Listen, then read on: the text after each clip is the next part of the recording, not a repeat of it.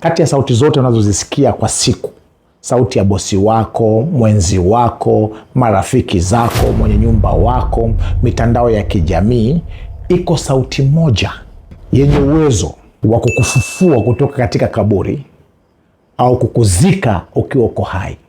Na sauti hii ni sauti yako wewe mwenyewe unavyoongea ndani yako.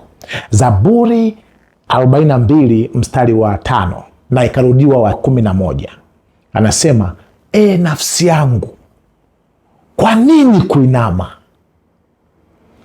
Kwa nini kufadhaika ndani yangu? Umtumaini Bwana. Ndani ya nafsi yako kuna sauti hasi, sauti za majuto, sauti za maumivu, lakini sauti za kelele nyingi ndio zinatawala nafsi yako.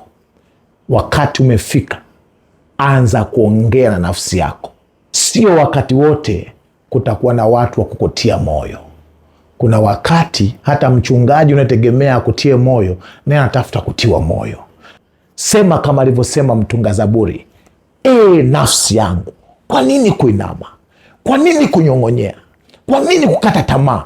Mtumaini Mungu, mtumaini Mungu, naye Mungu atakutendea mambo makubwa.